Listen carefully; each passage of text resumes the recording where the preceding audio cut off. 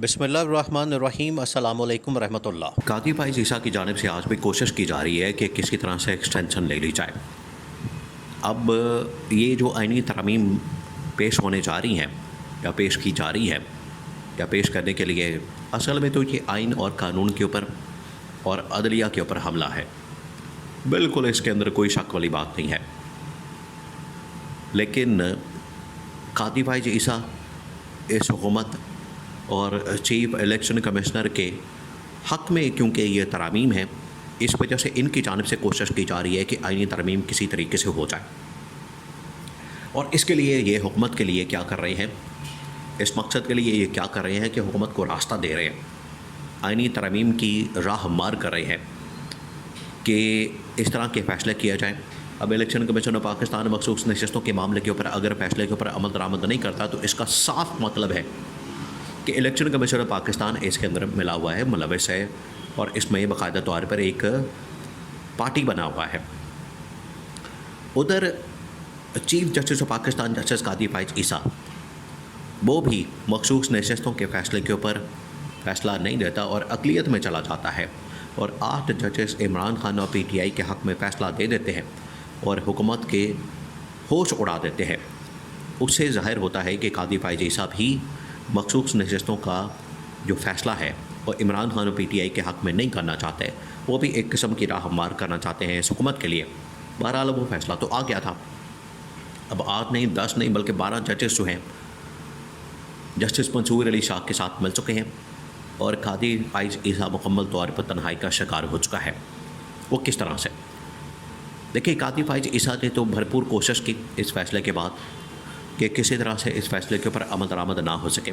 उसने क्या किया, कादी फाइज ईसा की जानिब से हुकूमत को कहलवा के एक ऑर्डिनेंस निकलवाया गया, एक ऑर्डिनेंस, ताकि जो प्रैक्टिस एंड प्रोसीजर बिल के तहत एक कमेटी बनाई गई थी, जजेस कमेटी, जो ये फ़ैसला करती थी कि किस बेंच के पास, किस जज के पास कौन सा केस लगना है, उसकी हैयत को बदल दिया गया, उसके स्ट्रक्चर को बदल दिया गया, उसके तश्कील को बदल दिया गया और वहाँ पर जस्टिस मंसूर अली शाह को निकाल कर कादी फाइज ईसा ने अपना दोस्त, अपना यार जो है जस्टिस अमीनुद्दीन खान, उसको शामिल कर लिया।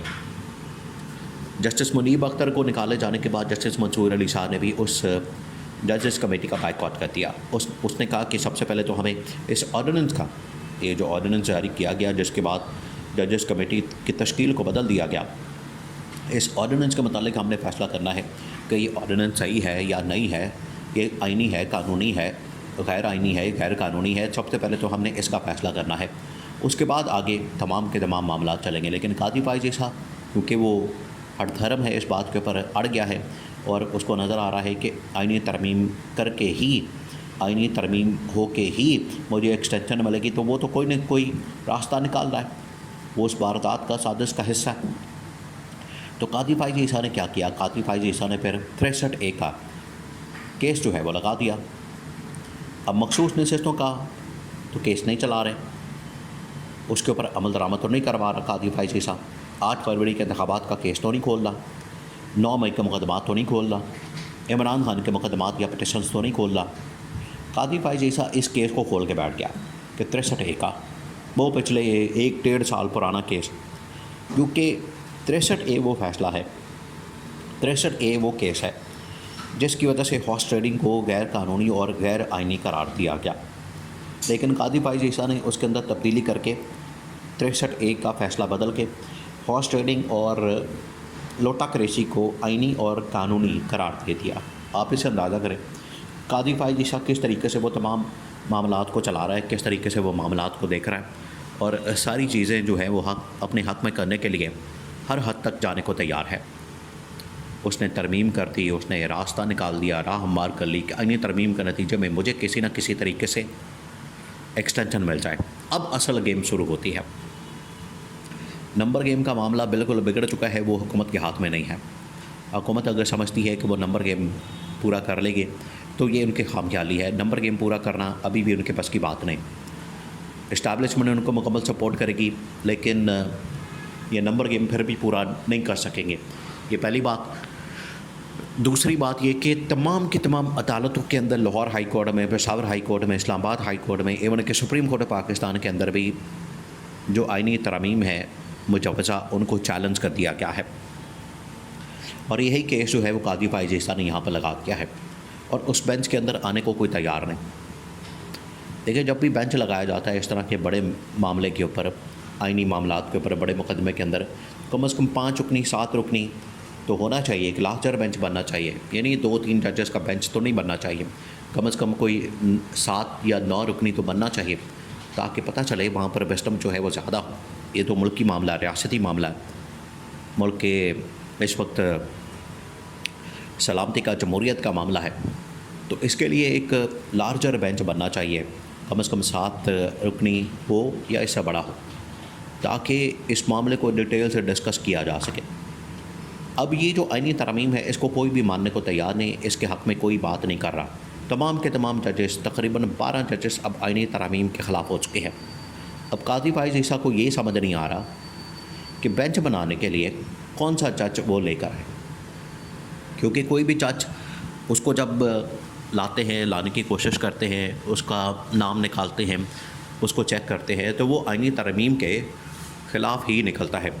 तो जब वो आइनी तरमीम के ख़िलाफ़ पहली है तो कादी फाइज़ ईसा के लिए बड़ा मुश्किल हो गया है कि बेंच किस तरह से बनाया जाए।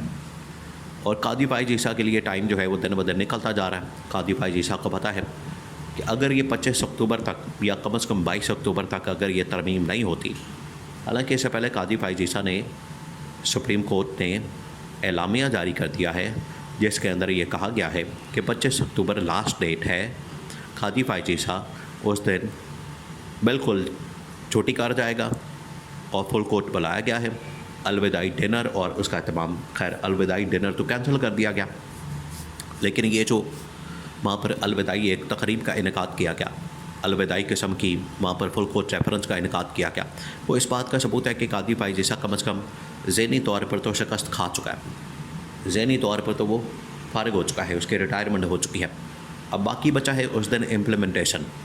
तो जस्टिस मंसूर अली शाह बतौर चीफ जस्टिस आने को तैयार है और 12 जजेस ने कम से कम आइनी तरामीम की मुखालफत कर दी है और 12 जजेस ने जस्टिस मंसूर अली शाह की हिमायत कर दी है और कह दिया है कि हम हर सूरत में जस्टिस मंसूर अली शाह की हिमायत करेंगे और कादी फाइज़ ईसा की मुखालफत करेंगे कि अगर ये आइनी तरमीम करता है, आइनी तरमीम के लिए रास्ता हमवार करता है, केसेस ऐसे लगाता है, और दूसरा ये कि अगर आइनी तरमीम के नतीजे में इसको एक्सटेंशन मिलती है तो ना हम उस एक्सटेंशन को मानेंगे, ना जस्टिस मंसूर अली शाह का रास्ता रुकने में कोई किरदार अदा करेंगे। तो ये सबसे बड़ा खड़ाक जो है वो कोर्ट रूम नंबर 1 के अंदर हुआ है।